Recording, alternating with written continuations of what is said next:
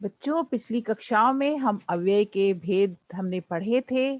कुछ भेद हम पढ़ चुके हैं, जैसे क्रिया विशेषण, संबंध बोधक, समुच्चय बोधक। इस कक्षा में हम पढ़ेंगे विस्मयादि बोधक और निपात।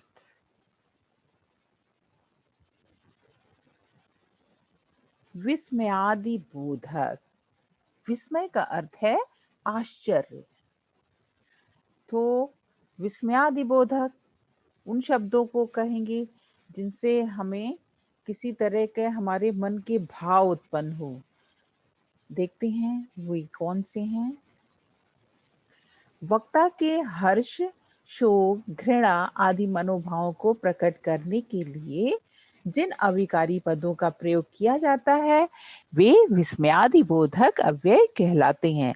यानी जो बोलने वाला है वो जिन शब्दों से जब जब वो बोलता है, उसके बोलने से हमें जो वो जिन शब्दों का वो प्रयोग करता है उन शब्दों से हमें पता चलता है कि जो बोलने वाला है वो खुश है कि दुखी है, कि उसे घृणा हो रही है।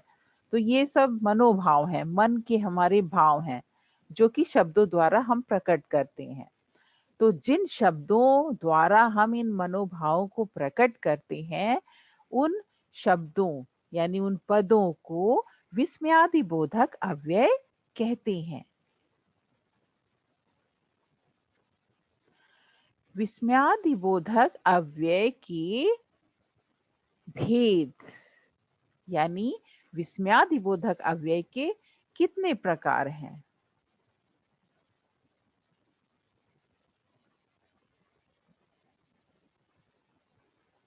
पहला हर्ष बोधक, दूसरा शोक बोधक, तीसरा अनुमोदन बोधक। अनुमोदन यानी किसी को का समर्थन करना, किसी को अप्रूवल देना, अनुमोदन बोधक। और चौथा है स्वीकार बोधक, किसी को एक्सेप्ट करना, एक्सेप्ट करने वाले शब्द। संबोधन बोधक यानी किसी को जब हम बुलाते हैं तो कुछ शब्दों का प्रयोग करते हैं बुलाने वाले। और घृणा सूचक। तो विस्मयादि बोधक के 6 भेद हैं। हर्ष बोधक, शोक बोधक, अनुमोदन बोधक, स्वीकार बोधक, संबोधन बोधक, घृणा सूचक। इन भेदों का अर्थ ये है कि हर्ष वाले शब्द होंगे, शोक वाले शब्द होंगे, अनुमोदन के शब्द होंगे, स्वीकार के लिए शब्द होंगे, संबोधन के लिए शब्द होंगे और घृणा की सूचना देने वाले शब्द होंगे। तो आगे देखते हैं।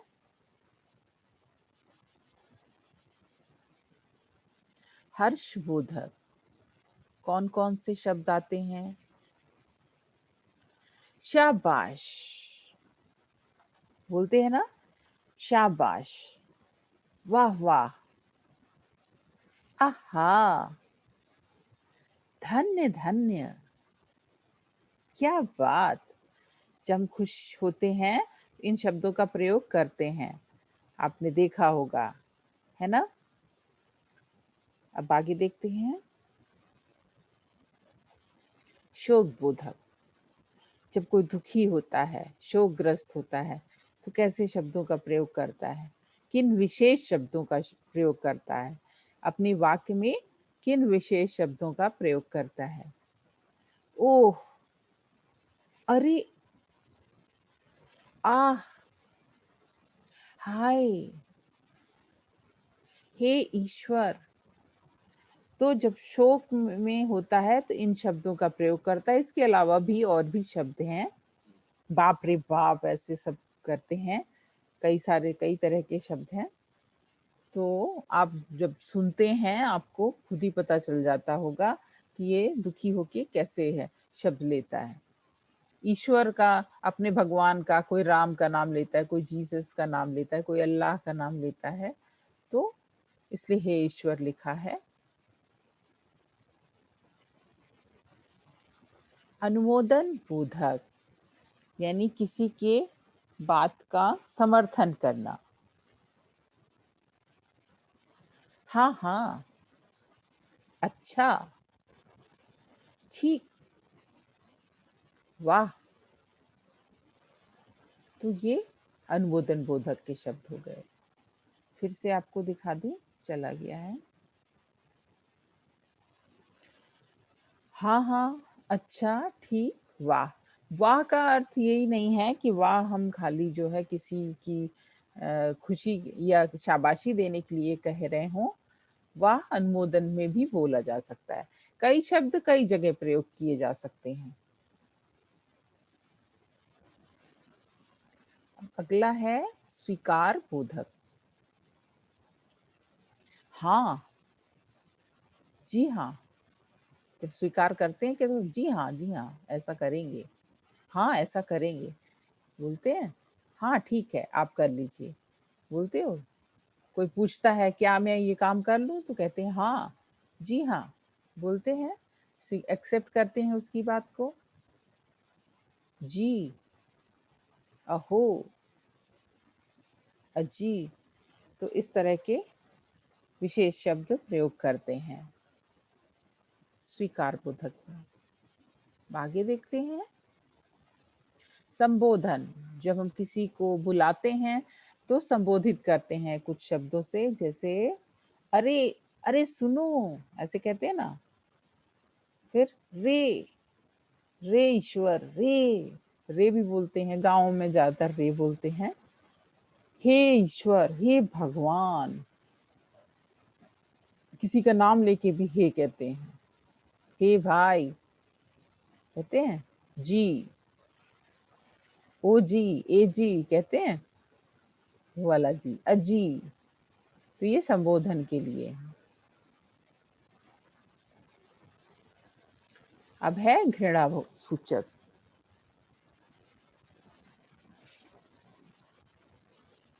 छी, हट, धिक, दूर दूर बोलते हैं। धिक धिक, दूर दूर, हट हट, छी छी। इसको दोहरे शब्द भी बोलते हैं, भाग भाग। मतलब डबल डबल भी करके बोल सकते हैं, सिंगल भी रहता है। छी छी, हट, हट हट, धिक धिक, दूर दूर, भाग भाग। ऐसे बोलते हैं जब घृणा हो आती है हमें किसी चीज से, तो इस तरह से बोलते हैं। ये आपके 6 विस्मयादि बोधक अव्यय हो गए। इनका प्रयोग आप वाक्यों में देखेंगे। अब आगे हम पढ़ते हैं निपात। ये निपात आपको नई चीज लग रही होगी, पर हम अपने वाक्यों में, बोलचाल में इनका प्राय प्रयोग करते रहते हैं, अक्सर करते हैं, पर हमें उन शब्दों के बारे में पता नहीं होता कि निपात क्या है। तो देखते हैं निपात क्या है। ऐसे अव्यय शब्द जो किसी विशेष पद के बाद लगकर उसके अर्थ को सबल बना देते हैं, वे निपात कहलाते हैं।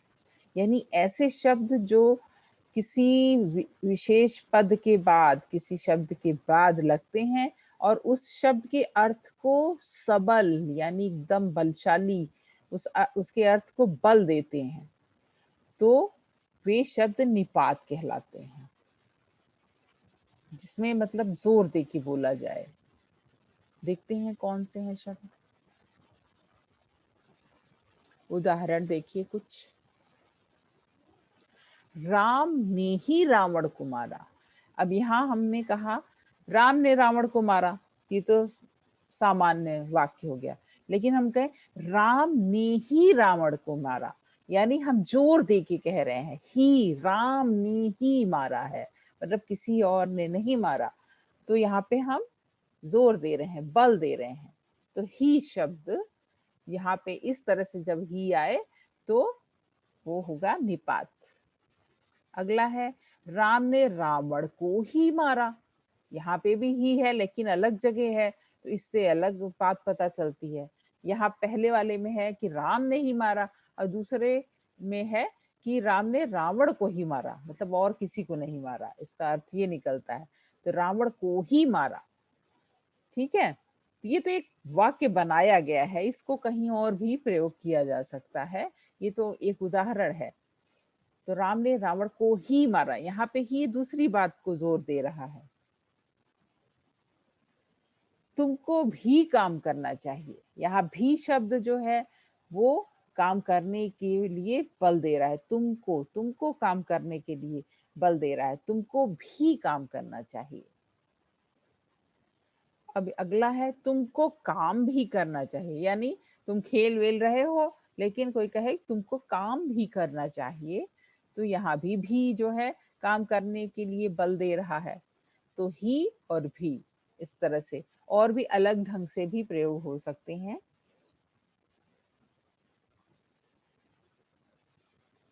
अगला उदाहरण देखते हैं। मात्र अंक आ जाने से कोई ज्ञानी नहीं हो जाता। यहाँ जो मात्र शब्द है ये भी बल देने वाला है। मात्र अंक आ जाने से, केवल आपके नंबर ज्यादा आ जाए तो आप ज्ञानी नहीं कहलाएंगे।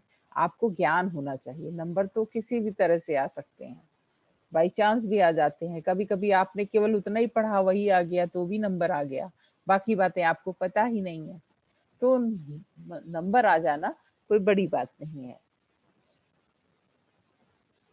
केवल विद्यालय जाने से विद्या नहीं आती। मतलब आप केवल विद्यालय जा रहे हो तो विद्या नहीं आएगी। विद्या के लिए आपको ज्ञानार्जन करना पड़ेगा, पढ़ना पड़ेगा। तो यहाँ पे केवल शब्द जो है वो भी जोर दे रहा है, ये भी निपात है। तो मुझसे बोले तक नहीं। अब यहाँ पे तक जो शब्द है वो बोलने के लिए जो है जोर दे रहा है। तुम मुझसे बोले तक नहीं। तुम पहले बात तो करो। जैसे जोर देने, बात तो करो, काम तो करो, खाना तो खाओ, ऐसे कहते हैं ना। तो ये सब बल देने वाले हैं। आगे पहले जो पढ़ा आपने, ही भी, मात्र, केवल, तक, तो, इस तरह के जो शब्द हैं वो निपात कहलाते हैं।